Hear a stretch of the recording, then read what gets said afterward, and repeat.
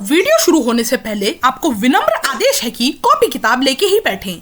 तो आज के इस लेक्चर में हम लोग डिस्कस करेंगे ways to represent the sets, यानी सेट को रिप्रेजेंट करने का, सेट को दिखाने का भी अलग अलग तरीका होता है, जिसमें बेसिकली हम लोग रोस्टर फॉर्म और सेट बिल्डर फॉर्म के थ्रू रिप्रेजेंट करेंगे। तो इस तरीके से हमारा ये पूरा लेक्चर चलने वाला है।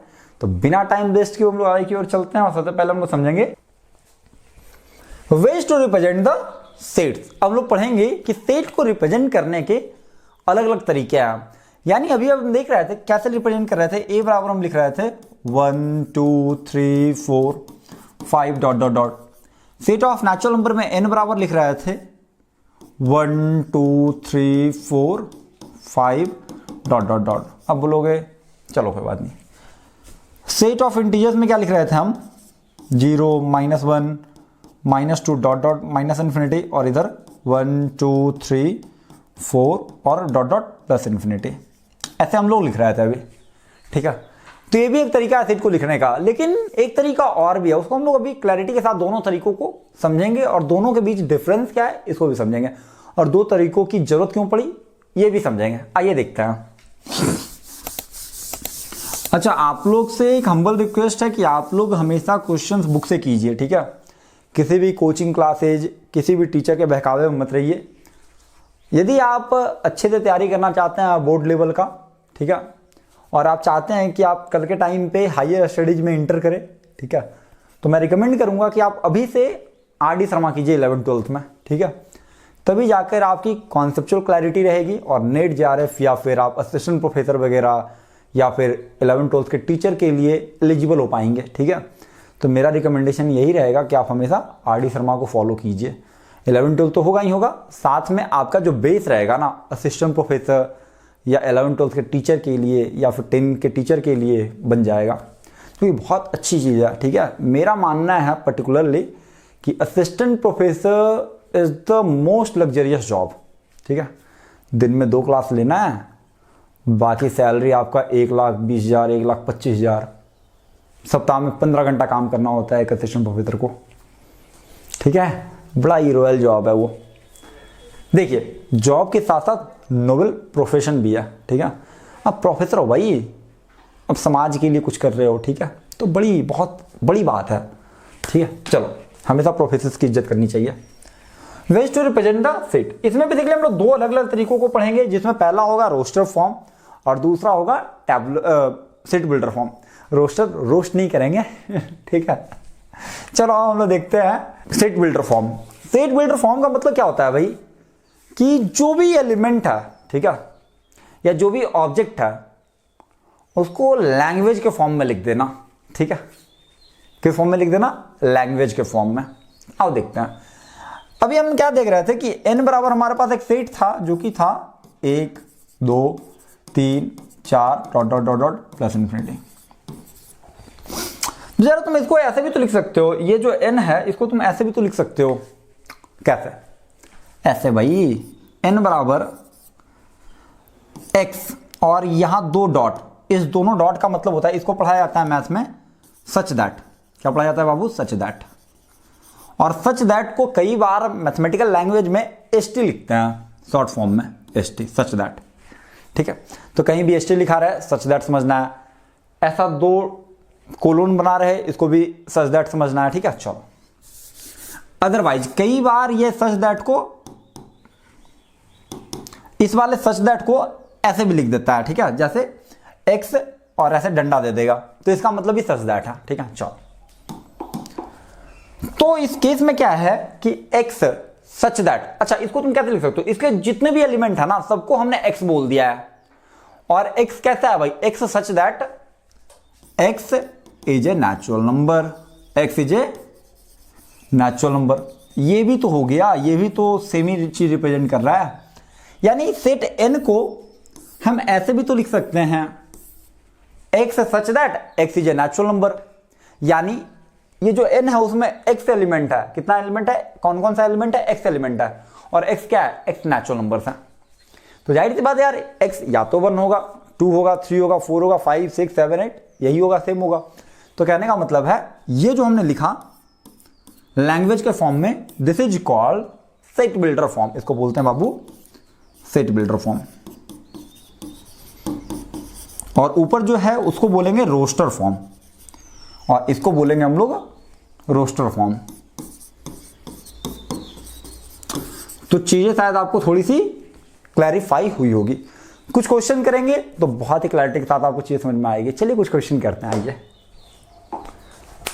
हम लोग पढ़ेंगे कुछ कॉन्सेप्ट क्लैरिफाइंग क्वेश्चन, जिनको हम लोग और डिस्कस करेंगे। अभी सेट बिल्डर फॉर्म से रिलेटेड क्वेश्चन पढ़ेंगे, ठीक है। क्या बोल रहा है, the set of all letters in word subscribe, यानी सब्सक्राइब में जो भी वर्ड है, तो यदि आपने सब्सक्राइब देख ही लिया है तो चैनल को सब्सक्राइब कर लो, ठीक है।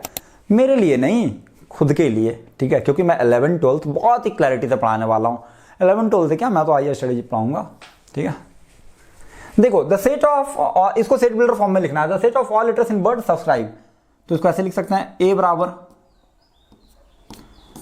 बराबर क्या, एक्स, सच दैट, ए में क्या है भाई, ए में है एक्स, और एक्स किस तरीके से है, एक्स है, x is a letter of the word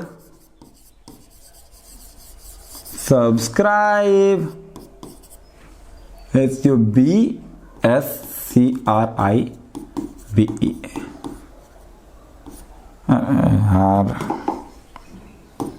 subscribe, ठीक है। देखो ए में क्या है भाई, क्या बोल रहा है, सेट बिल्डर फॉर्म में लिखना है, तो ए में क्या है, ए में है एक्स, और एक्स क्या है भाई, एक्स सब्सक्राइब का लेटर है, ठीक है। अच्छा, इसी चीज को हम रोस्टर फॉर्म में कैसे लिखेंगे, इसी चीज को हम मान लेते हैं रोस्टर फॉर्म में लिखेंगे। ये तो है हमारा बाबू, ये जो लिखा हमने, ये है सेट बिल्डर फॉर्म। क्या है, सेट बिल्डर फॉर्म, ठीक है, मकान बनाने वाला बिल्डर नहीं, ठीक है। अब इसको रोस्टर फॉर्म में कैसे लिखेंगे, देखो इसी चीज को हम रोस्टर फॉर्म में ही लिख सकते हैं। अरे रोस्टर फॉर्म में क्या होगा भाई, रोस्टर फॉर्म ऐसे कर लो, ठीक है। तो ए बराबर हो जाएगा आपका, ए बराबर हो जाएगा सब्सक्राइब का जो वर्ड है, ठीक है। तो सब्सक्राइब में क्या है, एस है, फिर है यू है, बी है, फिर एस है। तो एस को दोबारा नहीं लिखेंगे क्योंकि एस को हमने ऑलरेडी लिख रखा है। फिर है सी, फिर है आर, फिर है आई, फिर है बी, बी को दोबारा नहीं लिखेंगे क्योंकि बी को हमने ऑलरेडी लिख रखा है। फिर है ई, तो ये हो जाएगा। चीज समझ में आ रही है आपको, चलो। अरे आ जाओ, देखो देखो देखो क्या है, देखो देखो क्या है, दो क्या है, the set of all odd numbers. तो इसमें लिख सकते हैं, दूसरा का आंसर लिख रहे हैं, ए बराबर x such that, the set of all odd numbers बोल रहा है, ठीक है। तो x such that x is not divisible by 2, क्योंकि ऑड नंबर तो यही होता है, डिविजिबल बाई 2, यानी वैसा नंबर जो 2 से डिविजिबल ना हो। ऑड नंबर किसको बोलते हैं, वैसा नंबर जो 2 से डिविजिबल ना हो। इवन नंबर किसको बोलते हैं, वैसा नंबर जो 2 से डिविजिबल हो। तो ये जो सेट ए है, इसमें क्या है, x such that x is an odd number. तो सेट बिल्डर फॉर्म में हमेशा ऐसा लिखा जाता है, ये एक्स फिर सच दैट और एक्स का प्रॉपर्टी बता दो बस, और इसी को बोलते हैं राइटिंग इन लैंग्वेज। लैंग्वेज के फॉर्म में हमने लिख दिया, ठीक है। चलो तो हम लोग आगे बढ़ते हैं अब, और कुछ क्वेश्चन तो और करते हैं। Describe the following sets in roster form.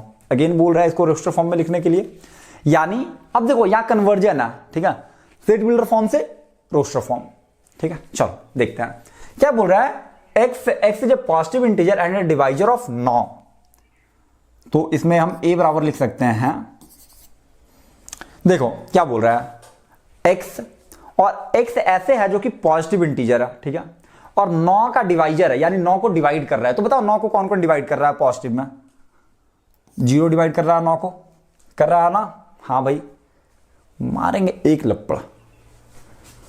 9/0 infinity होता है, या अनडिफाइंड बोलते हैं इसको, क्या बोलते हैं, अनडिफाइंड होता है ये, यानी डिनोमिनेटर में 0 ये जैसे ही होगा तो हम कुछ बोल नहीं सकते कि इसका आंसर क्या होगा, इसको बोलते हैं अनडिफाइंड, ठीक है।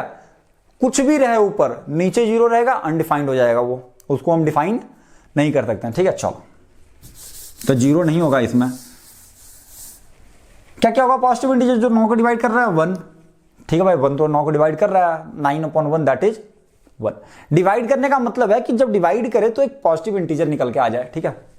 टू 9 को डिवाइड नहीं कर रहा, 3 डिवाइड कर रहा है, 4 5 6 7 8 9, यानी ये जो नंबर है ना यही 9 को डिवाइड कर रहा है। तो रोस्टर फॉर्म में इसी को लिख दो 1, 3, 9, यही तो बोल रहा है x such that x is a positive integer and divisor of 9। तो भाई पॉजिटिव इंटीजर यही है और यही 9 को डिवाइड कर रहा है, तो रोस्टर फॉर्म में यही लिख देंगे डायरेक्ट। चीज समझ में आ रही है? चलो उसके बाद क्या बोल रहा है, x is a prime factor of 49। तो इसमें क्या लिख देंगे भाई, a बराबर, अब बताओ फैक्टर का मतलब होता है कि जैसे 49 का फैक्टर का मतलब हुआ जो 49 को डिवाइड कर रहा है, और प्राइम फैक्टर बोल रहा है तो प्राइम नंबर होना चाहिए। प्राइम नंबर क्या होता है भाई, वैसा नंबर जो 1 और खुद से डिविजिबल हो। ठीक है, जब देखते हैं 49 का प्राइम फैक्टर क्या क्या हो सकता है।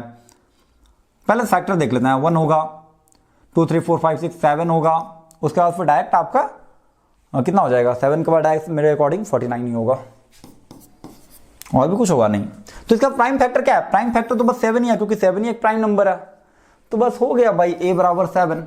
तो मेरे अकॉर्डिंग चीजें आपको समझ में आ रही होगी। तो अब हम लोग कुछ क्वेश्चंस और लेंगे और उसके बाद अपने कॉन्सेप्ट को और क्लैरिफाई करेंगे, इसलिए इसका नाम है कॉन्सेप्ट क्लैरिफाइंग क्वेश्चंस। ठीक है, मेरा जो एडिटर है बड़ा मतलब बहुत अच्छा बच्चा है, वो मेरा बच्चा ही है, मतलब इन द सेंस कि उसको मैं पढ़ाता हूँ, वो क्लास 11th में पढ़ता है, अभी क्लास 10th में वो पूरा पौड़ी डिस्ट्रिक्ट टॉप किया है। ठीक है, तो अभी 11th में पढ़ता है और वो मेरे लिए एडिटिंग भी करता है, पीपीटी भी डिजाइन करता है और खुद भी पढ़ता है मेरे पास। ठीक है, चलिए क्या बोल रहा है, describe the set in set builder form. ये जो सेट लिखा हुआ है रोस्टर फॉर्म में, इसको हमको सेट बिल्डर फॉर्म के फॉर्म में लिखना है। तो पहले लिख लेते हैं क्या है भाई, मान लेते हैं लेट कर लेते हैं, लेट ए बराबर, ए मान लेते हैं, इस पूरे सेट को क्या मान लेता हूं मैं, ए बराबर क्या है जरा देखना गौर से, 1/2, 2/3, 3/4, 4/5, 5/6, 6/7, 7/8, 8/9, 9/10। इसको हमें लिखना है सेट बिल्डर फॉर्म में, यानी लैंग्वेज के फॉर्म में लिखना है। तो कैसे करेंगे आओ देखते हैं। देखो इसको मैं लिख सकता हूं, देखो भाई देखो, पहले सबसे पहला काम क्या होता है, x सच दैट, ले भाई x सच दैट को हम ऐसे भी लिख सकते हैं। ठीक है, ऐसे भी लिख सकते हैं सच दैट को, समझ में आ रही है, या तो फिर हम सच दैट को डबल डॉट से भी लिख सकते हैं। बुक में अलग अलग तरीके से लिखा रहेगा, इसको घबराना नहीं है, बिल्कुल मैं पढ़ा रहा हूं ना, घबराना नहीं है। ठीक है, तो x सच दैट, x बराबर क्या है, जब तुम गौर से देखो तो x बराबर है तुम्हारे पास, x बराबर है n/n+1। शांत शांत शांत, समझ में आएगा, यहीं रहो, भागना नहीं है अभी, यहीं रहो, समझ में आएगा, थोड़ा 2 मिनट टाइम दो। x बराबर n/n+1 where n belongs to natural number and n less than 10। ठीक है, क्या बोल रहा है कि a बराबर जो है ना यही है। इसको जरा तुम गौर से खुद से सोचो एक बार कि x है, x बराबर है n/n+1, यानी n/n+1 है, x बराबर मैंने मान लिया, और n क्या है भाई, n नेचुरल नंबर है जो कि 10 से छोटा है। तो 10 से छोटा नेचुरल नंबर क्या क्या होता है, 1 2 3 4 5 6 7 8 9, यानी 1 से लेकर 9 तक ही होता है। वही तो बोल रहा है क्या है, x बराबर n/n+1। ये तुम गौर से देखो, ये तुम एक बार n की वैल्यू 1 रखो, तो n की वैल्यू 1 रखोगे तो क्या होगा भाई, n की वैल्यू यही तुम 1 रखोगे, जरा तुम खुद से सोचो एक बार, n 10 से छोटा है, यानी n की जो वैल्यू होगी या तो 1 होगी, 2 होगी, 3 होगी, 4 होगी, 5 6 7 8 9 10 तक होगी। ठीक है, देखो यदि n की वैल्यू मैं 1 रखता हूं, तो n की वैल्यू 1 रखेंगे तो क्या होगा, 1/1+1 यानी 1/2, यानी 1/2 इसका मेंबर होगा। n की वैल्यू यदि मैं 2 रखता हूं तो 2/2+1 दैट इज 2/3। अरे सोचो, 3 रखूंगा 3/3+4, 4 रखूंगा 4/5, 5 रखूंगा 5/6, 6 रखूंगा 6/7, 7 रखूंगा 7/8, 8 रखूंगा 8/9 क्योंकि नीचे में +1 है, 9 रखूंगा 9/10। यानी यदि मैं n की वैल्यू 1 से लेकर 9 तक रखूं तो ये सारा आ जाएगा। तो यही तो बोल रहा है, इसी को तो बोल रहा था रोस्टर फॉर्म में कन्वर्ट करना है। चीज समझ में आ गई?